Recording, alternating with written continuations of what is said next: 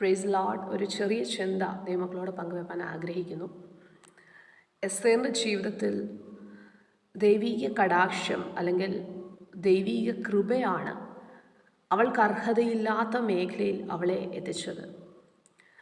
നമുക്ക് കാണുവാൻ കഴിയുന്നത് മറ്റ് കന്യകമാരിലൊക്കെ രാജാവിന് അവളോട് ഇഷ്ടം തോന്നി പൊൻചെങ്കോൽ നീട്ടുകയാണ്. അവിടെ പറഞ്ഞിരിക്കുന്നത് ദൈവത്തിൻ്റെ കൃപ അവളുടെ മേലുണ്ടായിരുന്നു, ദൈവീക ഫേവർ അവളുടെ ലൈഫിലുണ്ടായിരുന്നു.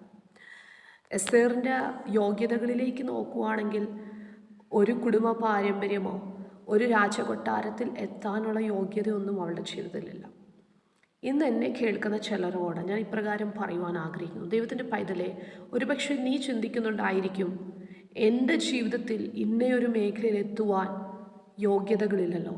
ഒരുപക്ഷെ വിദ്യാഭ്യാസ യോഗ്യതകളോ ഒരുപക്ഷെ കുടുംബ പാരമ്പര്യമോ ഒരുപക്ഷെ സാമ്പത്തികമായ നിലവാരത്തിലൊന്നും തന്നെ നിനക്കൊരു യോഗ്യതയും കാണത്തില്ല. നീ ആയിരിക്കുന്ന പ്ലാറ്റ്ഫോമിൽ, നീ ആയിരിക്കുന്ന അവസ്ഥയിൽ ഒരുപക്ഷെ നിൻ്റെ മാനുഷിക ബുദ്ധി കൊണ്ട് ചിന്തിക്കുമ്പോൾ ഒരു സാധ്യതയുമില്ലായിരിക്കും. എന്നാൽ ഒരു കാര്യം ഞാൻ ഉറപ്പായിട്ട് പറയാം, ദൈവമക്കളെ, ദൈവീക ഫേവർ നമ്മുടെ ലൈഫിലുണ്ടെങ്കിൽ, ദൈവീക കടാക്ഷം നമ്മുടെ ലൈഫിലുണ്ടെങ്കിൽ, ഈ ലോകത്തിൽ ഒരു മനുഷ്യനും കാൽക്കുലേറ്റ് ചെയ്യാൻ പറ്റാത്ത നിലവാരത്തിൽ കർത്താവ് നമ്മെ എത്തിക്കും. Hallelujah, praise Lord.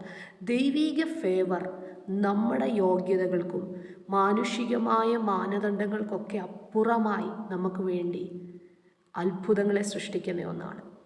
മറിയയുടെ ജീവിതത്തിലേക്ക് നമ്മൾ വരുമ്പോൾ കർത്താവിൻ്റെ ദൂതൻ അവളുടെ അടുത്ത് വന്ന് പറയുന്നൊരു ദൈവീക ആലോചന എങ്ങനെയാണ്: നിനക്ക് ദൈവത്തിൻ്റെ കൃപ ലഭിച്ചിരിക്കുന്നു.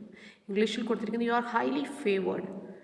ദൈവത്തിൻ്റെ വലിയൊരു കടാക്ഷം നിൻ്റെ ജീവിതത്തിൽ വന്നിരിക്കുകയാണ്.